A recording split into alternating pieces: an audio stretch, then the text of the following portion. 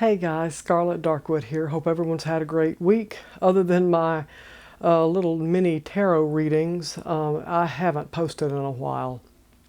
I've been busy and haven't had something that I felt was important to share right away, but I'm going to try to get that fixed and try to do a little bit better.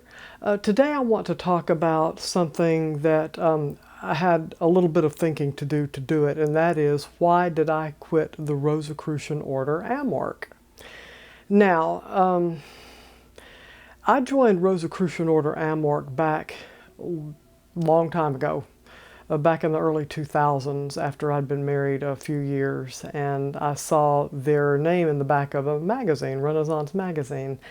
And I had been hearing about this organization through a coworker of mine, or I heard about it before, and when I saw it, I wanted to join. So I joined the order, and I got all the way up into the 11th degree. I got up pretty high, and after a while, the prices got so high to get the monographs that I just stopped. I think all of my colleagues who had joined, or my friends who had joined, we just stopped. It was just getting expensive for the time back then. So I got out of it a while. Several years later, they started bringing everything back online. They started to offer monographs online in PDF format and not mail out again, and the price went down.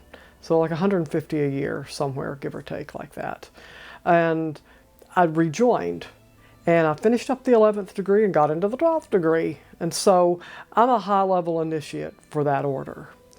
And as I started going through the monographs, I started noticing a lot of rehash of things that I had read before in earlier monographs. And the purpose, according to them, is that they would mention something on a certain level in the earlier monographs with the intention of doing more of a deeper, in-depth revelation in later monographs.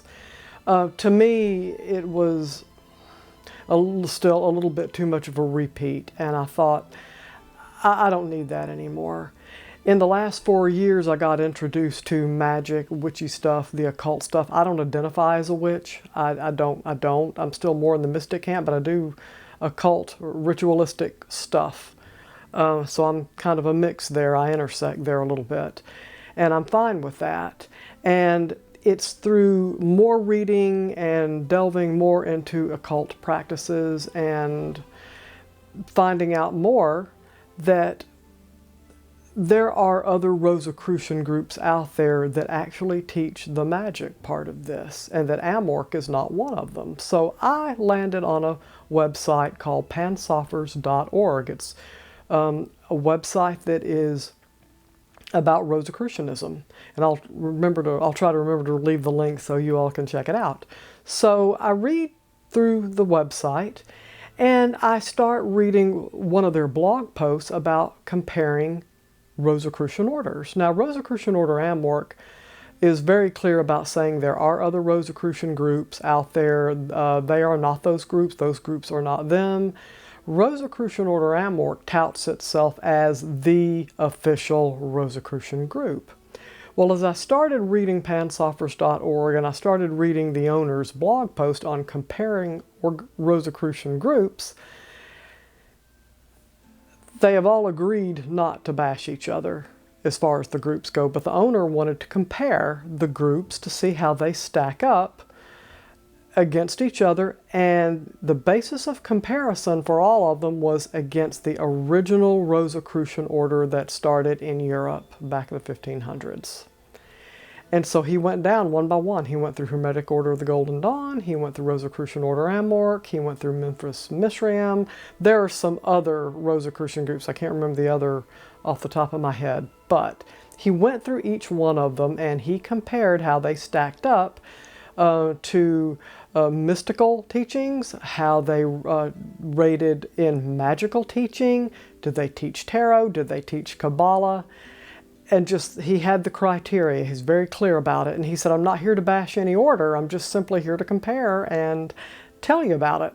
So I read through all of that. And of course, he goes through AMORC. And he said, the Rosicrucian order AMORC is the biggest and most popular Rosicrucian group out there. but he said bigger's not always better. First of all, none of these groups got a rating of 80% or more. Some of them got 50, 55, 60%. Rosicrucian Order Amor got, I think, 40, 35, 40%. I'll tell you why. First of all, as a mystical organization, they are tops, no doubt. They are truly mystical. They have the name in their order, Ancient Mystical Order Rosicrucian. They are mystical, strictly mystical. And they fail to teach tarot and Kabbalah. I will tell you, in those higher degrees, they cover tarot and Kabbalah just a little bitty bit, not much. They'll just go through a very brief overview. They don't spend a lot of time on it. And they don't teach magic at all. Nothing. They steer away from magic like it's the plague. They go on to say that angels, demons, and things like that are basically a Christian creation. There's no basis for it. We have our higher selves. We don't need mediators or things that we think are dragging us down, etc. So needless to say, they did not rank very high. And of course, one Rosicrucian Order member wrote back to refute and everything. And the guy was like, we appreciate it. We appreciate you sharing your feedback. We weren't trying to bash any order, but we thank you for sharing your information. And basically, they also said Rosicrucian Order AMORC likes to, I don't know, proselytize. I know when I would introduce myself into mystical groups or magic groups or whatever, you tell about yourself, and I always said, yes, I'm a member of Rosicrucian Order AMORC. I'll be honest with you, I've kind of scrubbed that from all my about stuff or my bios, not because I'm ashamed of anything. It's just that I just kind of want to keep it blanket, like I've been studying mysticism since 2001, and keep it that way. So I just want to kind of give like an overview. It's kind of like you fine-tune your resume as you develop in your career. So as far as the other groups, Hermetic Order of the Golden Dawn, for example, that's not like an official group anymore. There's a group out there that's kind of obscure, kind of difficult to get in it. I don't know how you do it. There are people who individually teach Hermetic Order of the Golden Dawn or Golden Dawn practices. Actually, you can get on Amazon and get Golden Dawn Magic by Israel Regardie. You can get his book on Golden Dawn. So the teachings are out there. Aleister Crowley wanted all of that when he tried to publish or get some of his work out there, and Israel Regardie, his secretary, got things out there. The whole point was to get it out there. And so how did Hermetic Order of the Golden Dawn stack up? Well, they are so magical that they're not even mystical. They rated low on that. So they didn't score very high on mystical at all. They're basically magic. That's all they are. And then some of the others fell somewhere in between. Now, one group that I did become a member of is Builders of the Atum, BOTA, B-O-T-A, BOTA.com, B-O-T-A.com. That's a well-respected mystical group. And Paul Foster Case started Builders of the Atum. He first named his school the School of Ancient Wisdom, and then they changed it to Builders of the Atum. And he wanted to get the teachings out there in his own way, his mystical teachings. And he focuses very heavy on tarot, Kabbalah, gematria, and other things.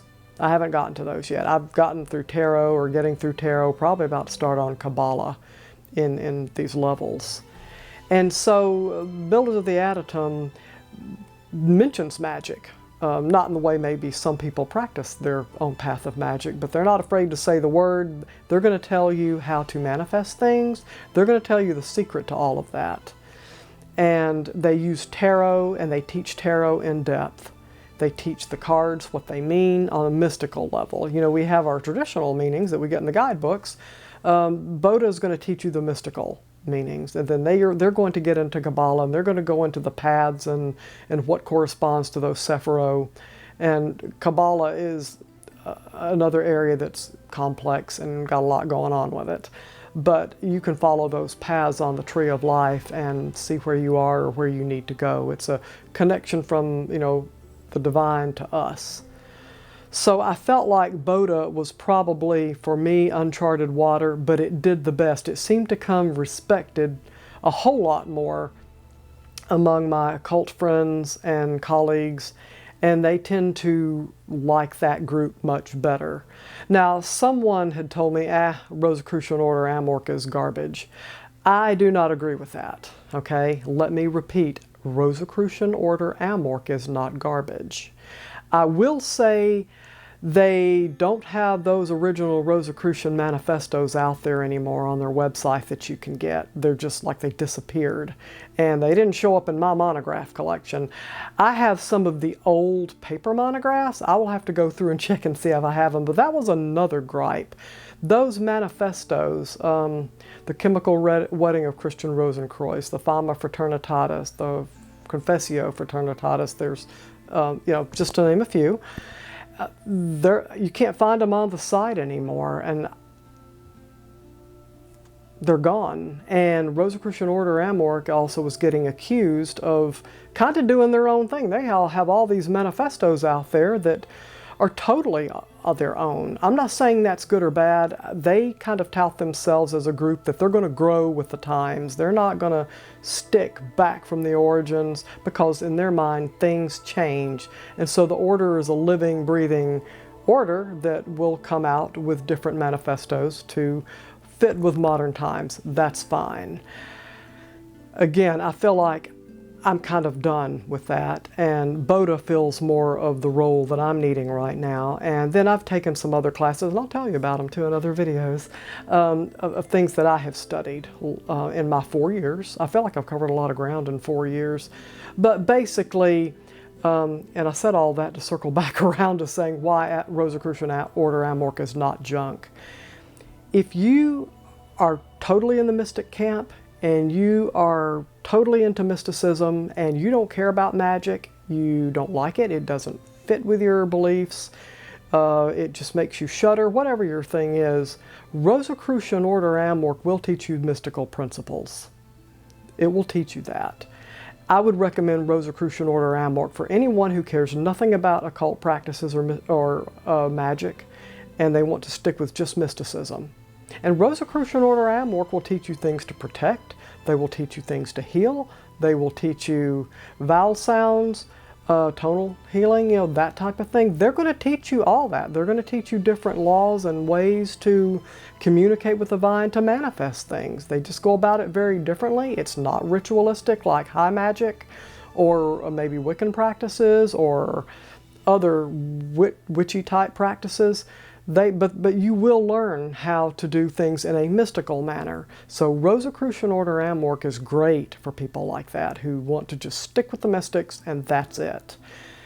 If you're like me and you want to get into the magic part and more of that, you're going to need to join another Rosicrucian group. And there is one called Societas Rosicruciana of the Americas.